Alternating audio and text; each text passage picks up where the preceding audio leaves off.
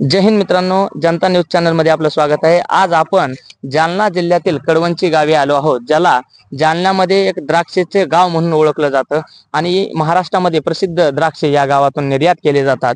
तर अशाच एका आधुनिक शेतकऱ्यांना आपण भेटणार आहोत, त्यांच्याकडून माहिती जाणून घेणार आहोत। सर, या चॅनल मध्ये आपलं स्वागत आहे। नमस्कार नमस्कार नमस्कार सर। तर आपली कधीपासून आहे सर शेती? ही शेती 2008 पासून द्राक्ष बगीचे आपल्याकडे? हा, आता सध्या किती एकर बाग आहे सर आपल्याकडे? आता सध्या 1 एकर आहे। 1 एकर आहे। आता आपण पाहू शकता त्या ठिकाणी बरेच जण याची कटाई करत आहात। तर हे छाटणी करणं का आवश्यक आहे? कशामुळे याची कटाई करावी लागते? ही कटाई का सर? हा, ह्याकडे दाखवा अनिल सर।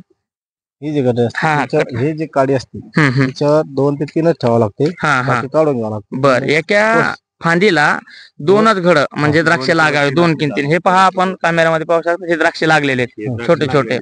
आता हे किती दिवसाला म्हणजे परिपक्व होतात? परिपक्व 120 दिवस आपल्या कोणत्या महिन्यात? जमिनीनुसार चालतात। आता किंवा एखाद्याचा प्लॉट आता आरले असेल तो जानेवारीला पण येतो, एखादा फेब्रुवारीला येतो, मार्च एंडिंगला, मे लोक प्लॉट चालतात। आपल्या छाटणीनुसार हे गणित चालते। आपला 1 एकर प्लॉट आहे, तर याला एक लागवडीपर्यंत उत्पन्न घेईपर्यंत किती खर्च आला? 1.5 ते 2 लाख रुपये। 1.5 ते 2.5 लाख रुपये। आता हे झाड जे आहे, तर हे आपल्याला रोप घ्यावं लागतंय का? नाही, याला तर याचा खर्च वेगळा असतो साहेब, त्याचा वेगळाच खर्च? त्याचा वेगळा असतो, त्याचा लांब जातो, कारण याला फाउंडेशन बघायला लागतात ना, तार वगैरे सगळं असतात ना। हे तारेचा खर्च जातो 70-80 हजार रुपये एकरी। तार झाडाचा खर्च बांधायला मजूर वेगळे, ग्राफ्टिंग करावं लागते आपली, झाड वेगळं असतं, कलम करायची, बांधायची, ते करावं लागतं। आता ह्याला आपल्याला रोप लावावं लागते का काडी लावावं लागते? रोप लावावं लागते याला। आता इथपर्यंत येण्यासाठी किती वर्ष नाही, लागतात? हार्वेस्ट इथंच असते सर। आता हे जेव्हा तयार होतात त्याला खाली जाती जास्ती का असं असतं, याच्यावर आपली कलम करायची। द्राक्षाचं आहे का ते? हा, द्राक्षाच ते। बरं, आता हे द्राक्षाचं इथून जे इथपर्यंत याला किती वर्ष लागतात? याला 1 वर्ष लागतो। इतकं एका वर्षात होतं एवढं? 1 वर्षात पूर्ण डेव्हलप होतं झाड। तर आता एका एकरला किती 18 महिन्यात फळधारणा सुरू होते। लावल्यापासून 18 महिन्यापर्यंत फळधारण सुरू होतं मध्ये येतं ते 18 महिन्यात। आणि ह्या रोपापासून रोप किती रुपयाला भेटते सरासरी? रोप 5 रुपये, 10 रुपये, 25 रुपये। कोणी 8 रुपयाला घेतो, कोणी 9ला घेतो, कोणी 12 कुठून मागवावं लागतं हे आपल्याला? हे नाशिकहून आणतो आम्ही। आमच्याकडे बी एका ठिकाणी केलती नर्सरी, तिथून पण भेटत, तिथून पण याला आता एकरी समजा आपल्याला सुरुवातीचं भरपूर खर्च आहे। जसं रोप आणला आपण 10 रुपयाला, त्याच्यासाठी मग हे तार बांधणे, बांबू उभा करणं, सगळं बांधायला किती खर्च येते? सगळा 2.5 ते 3 लाख रुपये। 2.5 ते 3 लाख 1 एकरला। आणि लेबर सोडून बरं का, लेबर लेबर सोडून हे फक्त जे आपले तार आहे का, तार मागे, इंगल मागे, कारण ठिबक करायचं म्हणजे ठिबकलाच 50,000, 50 ते 60,000 रुपये ठिबकलाच लागून 3 ते 4 लाख रुपये सगळा लेबर जास्त पुरा त्याला सुतळीच लागते, जवळपास 1.5 क्विंटल हे खालून न्यावं लागतं। हो, बांधायला। त्याचा म्हणजे किरकोळ खर्च बारीक। आणि जर आता याची टिकण्याची क्षमता किती वर्ष टिकतो हा बाग? 15, 16, 17 बागच जगल्या। आता 1 एकरला खर्च आपण झाला 4 लाख रुपये सुरुवातीला, आणि दरवर्षी सरासरी किती उत्पन्न निघते? कमीत कमी जास्तीत जास्त भावानुसार? कमीत कमी 2 पासून तर 5-6 पर्यंत पण निघते। 2 लाखापासून 5-6 लाखापर्यंत एका वर्षाचं? टायमापासून सर एवढं नाही, ठीक आहे ना, आपल्याला अवरेज सांगायचं ऍव्हरेज आहे आमचं ते, पण ते आम्हाला भाव नाही 2 लाख ते 3 लाख 2.5 लाख भाव कमी भाव राहील नाही भेटत आम्हाला। मग शेतकऱ्याचा तो तर सर्वात मोठा प्रॉब्लेम आहे की आपल्याला भाव मिळत नाही। मग भावासाठी आपल्याला मार्केटिंग करावं लागेल, सोशल मीडिया असेल किंवा जे सरकारचे धोरणं आहेत, सरकारने सुद्धा ह्या जेवढा मजूर आहेत, कारण शेतीवर फक्त शेतकरीच नाही तर दुसरा मजूर पण आहे, आणि या मजुरावर दुसरं उत्पन्न किंवा उत्पादन घेतात कंपन्या, ते सुद्धा अवलंबून आहेत। मग शेतीला प्रोडक्शन वाढवायचं असेल, उत्पादन, तर मजुरांना आणि शेतीला मालाला भाव दिला पाहिजे। मजुराची बी भाव वाढलेली तर आपण या ठिकाणी पाहूया, इकडची कटाई राहिलेली आहे का? या इकडे झालेली आहे का? इकडं चालूच आहे का इकडली? बर, आता मजुराला इकडे किती आहे सध्या हजेरी? 500 रुपये आहे। आणि आता हे 1 एकर आहे, तर 1 एकरचा आता या वर्षीचा काय अंदाज आहे? किती निघू शकतो? किती क्विंटल असतंय? पोटातल्या गोष्टी सर काय सांगता येत नाही, गॅरंटी, कारण का हवामान बदलत राहते। कधी कधी मालाच्या तिथून जर गाडी झाल्या, सगळं सौदा झाला, हार्वेस्टिंग करायचा माल जर गारपीट झाली, आमचं सगळं संपलं, सगळं मेहनतच गेली, सगळी मेहनत गेली। आणि इकडच्या भागात जालन्याच्या आसपास इकडे कुठं कुठं होते द्राक्ष शेती? इकडच्या भागात कडवची, नंदापूर वरून नावा, कडवंची, नंदापूर, आणखी ह्या जालना जिल्ह्यात एवढ्याच भागात जास्त शेती होती। आणि गारपीट होते का? वारा कशा पाऊस पण येतं का? 3 वर्षापासून सतत पाऊस आहे। सतत पाऊस आहे? सतत पाऊस आहे, माल काढणीच्या वेळेस। आणि ह्याला काय सरकारचं अनुदान किंवा काय पीक सरकारचं विमा? अनुदान भरल्यानंतर भेटतो विमा. विमा काय एखाद वर्ष भेटतो, 2 वर्ष भेटत नाही. 2 वर्ष भेटत नाही. तसं आहे. आणि याचा विमा बी भरपूर आहे ना सर. विमा 8,000 रुपये म्हणजे एकरी 8,000 रुपये भरावं लागते शेतकऱ्याला अगोदर. एकरी 8,000 भरायचं, नंतर पुन्हा किती भेटणार एका एकरला अंदाजे? त्याचं काय नाही, ते त्याची टक्केवारीनुसार असतं मग ते. यंदा विमे आले 3-4 वर्षांनी भरून या वर्षी यंदा आले. आले. ते टक्केवारीत असतो सर तो. ते बी महसूल जर लावलाच निर्णय तर तेव्हा बसलंच गाव तर बसलं किंवा स्थानिक गाव नाही झालं तर झालंय. गाव गेलं तर गेलं. कधी बस. कधी काय होतं 52 गावच्या पेक्षा 2-3 खेड्याचा विचारच नाही होत. नाही आता होत, आमच्या बरोबर सध्या या परिस्थिती अशी की आम्हाला पाणीच नाही. सध्या पाण्याचं पाणी नाही प्रमाण खूप आम्हाला. कमी दिसतंय इकडे. कमीच नाही आम्हाला वावणी पाऊसच नाही. पण तरी सुद्धा आमचा महसूल विचार करणार नाही ना. नाही ना, कारण बरोबर आमचं वाघ सर्कल ते काय नाही सांगितलं पाणी भरपूर झालंय. हम्म.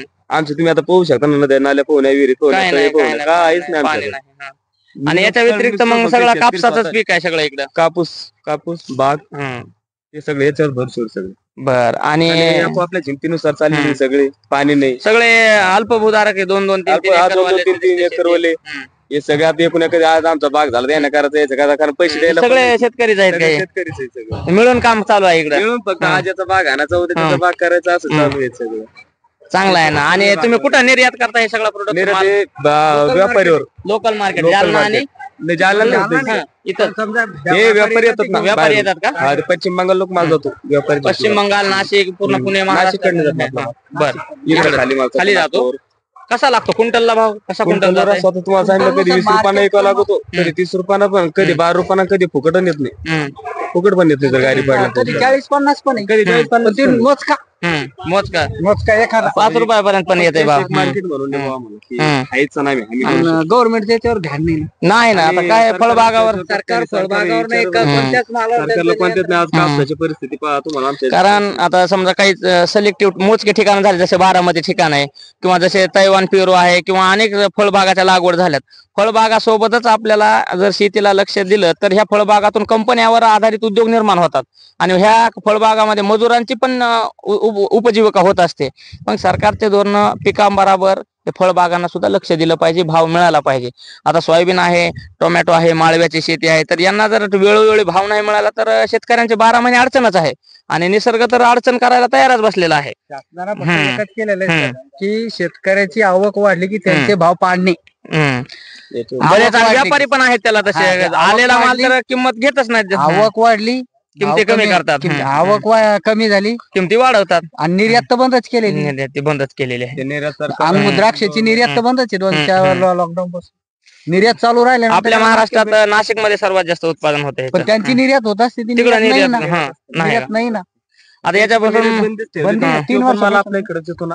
किती वर्षांना बंद आहे ही निर्यात? सगळी बाहेर देशात जायची वगैरे कोरोना लागल्यापासून सर्व बंद आहे आणि आल्यापासून शासनापासून मिळत नाही. पण बऱ्याच गोष्टी आहेत की शेतकऱ्यांना ह्या फळबागासाठी इकडच्या भागात बऱ्याच अडचणी.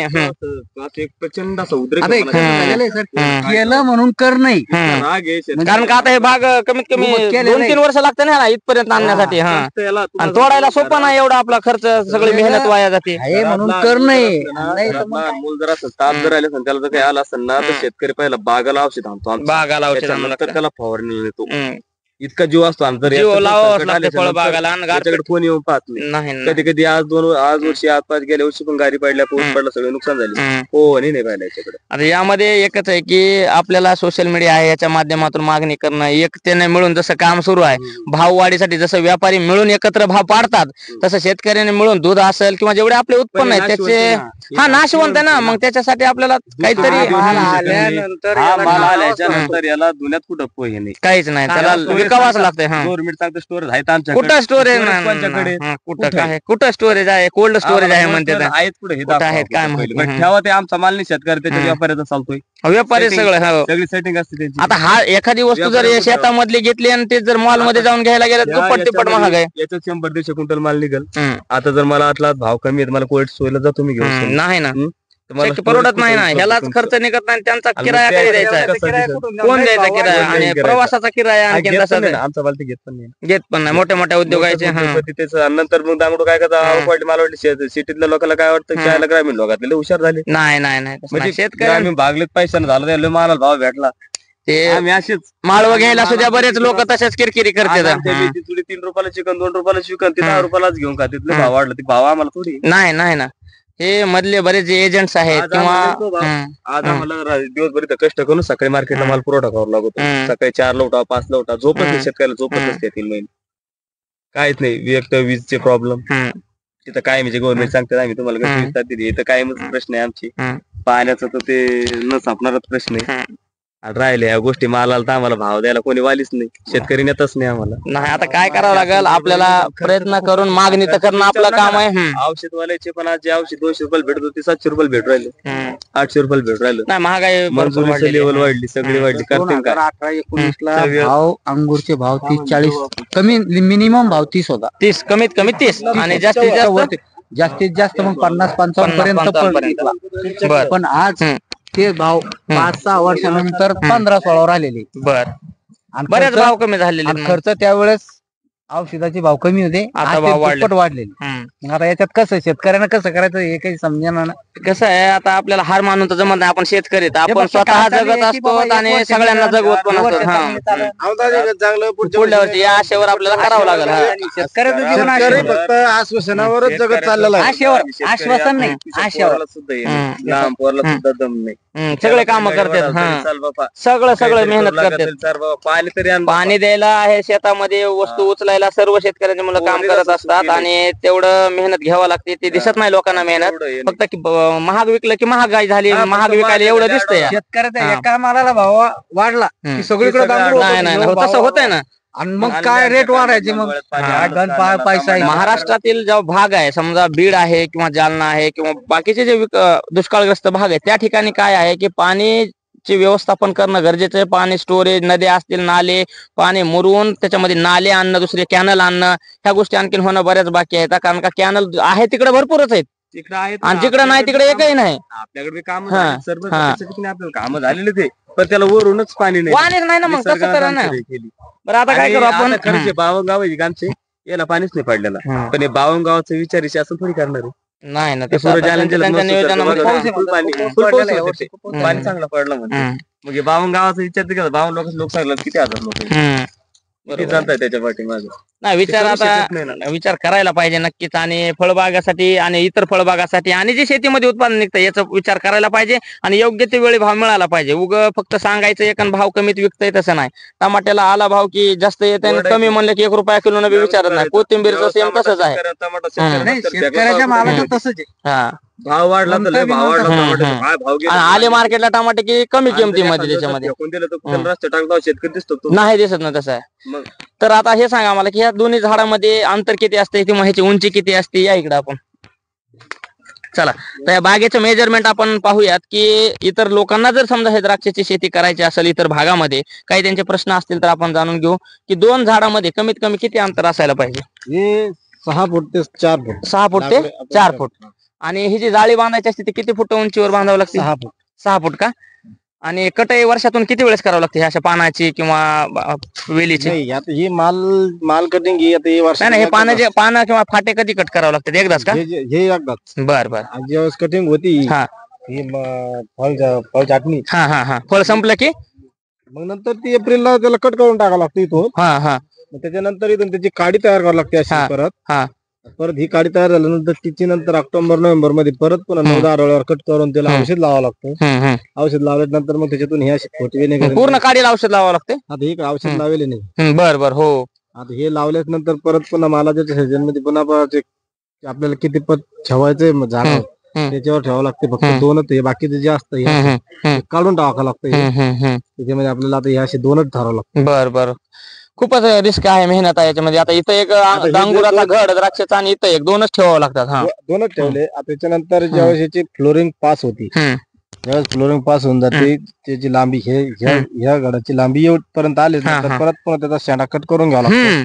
याचा पण असा शेंडा कट केल्यानंतर याच्यामध्ये जी मनेज संख्या असते याच्यातली पुन्हा कैचीना कट करून कमी करावं लागते. याच्यातली संख्या ज्यावेळेस कमी करू त्यावेळेस मग ते बनते मोठा बनतो. नाही तर जर संख्या कमी नाही केली तर हे लगेच बारीक आपल्या तुरी सारखा बनतो. खूपच मेहनत आहे ना ह्याला बनवण्यासाठी. आणि आता आपण ह्या द्राक्षाचे बघितलं तर ह्याला फवारणी वगैरे कोणतं करावं लागतं वर्षातून कितीदा. याला फवारणी एप्रिल मध्ये माल छाटणीमध्ये याची फवारणी कंटिन्यू चालू होती. हा. एक दिवस वर्षातून तरी 2-3 फवारण्या. कशी वर्षातून हा रोजची कंटिन्यू फवारणी चालू आहे. हा आता सध्या कंटिन्यू फवारणी. कंटिन्यू फवारणी आणि फळामध्ये आल्यानंतर आणखी चालूच असतील फवारणी. चालूच राहते. कंटिन्यू फवारणी चालू खत वगैरे याला कोणते वापरले जातात? खत वॉटर सोल्यूटचे वापरले जाते. आपल्या रासायनिक खत पण लागत आहे. शेणखत लागत आहे. आणि आता इथं कसं किलो विकताय द्राक्षे लोकल मध्ये? लोकल मध्ये आता हे आम्ही इथून ज्यावेळेस या ठिकाणी जवळपासच्या मार्केट ते सांगू शकत नाही. 40, 50, 100 रुपये. मालची आवक जर वाढली 200 रुपयाला 20 किलोचं कॅरेट चालले जाते किंवा 150 रुपयाला पण जाते. कॅरेटच पूर्ण अख्खं कॅरेट 20 किलोचा. 20 किलोचं. नाही तर जर आवक कमी झाली तर मग ती 400 रुपयाला पण जातं, 500 रुपयाला पण जातं. बर असं आहे. तर बऱ्याच अडचणी आहेत यामध्ये, कारण का द्राक्षाचे वेल कट करायचे, पुन्हा ते द्राक्षाच्या घडाला कट करायचं, त्याला औषध लावायचं, काडीला फवारणी, याला वार्षिक लेबरचा खर्च 50,000 रुपये लागतो. वार्षिक लेबरचा. आणि हे तरी बरं आहे की तुम्ही एकत्र येऊन काम करून एकमेकाला सहकार्य करता. पर्याय नाही ना त्याला. एक तर पाणी पाऊस नाहीये, पैसा कुठून आणायचं कुठून नाही. या ठिकाणी आपण बघू शकतात प्रेक्षक हो की या ठिकाणी औषध आहे, फवारणीचं यंत्र आहे आणि सारखं सतत फवारणी करावं लागतात. आणि द्राक्षाचा 1 किलोचा घड किंवा घोस तयार होईपर्यंत त्याच्यात अनेक प्रक्रिया कराव्या लागतात. त्याच्या कटाई सुद्धा करावं लागते. पाण्यासाठी काय आहे आपल्याकडे? बोर आहे का विहीर आहे? नाही, विहीर आहे. विहीर आहे का? आता पाणीच नाही यावर्षी. पाणीच नाही का? औषध नाही ना आम्हाला, तर पाण्याचं कुठं संदर्भच नाही.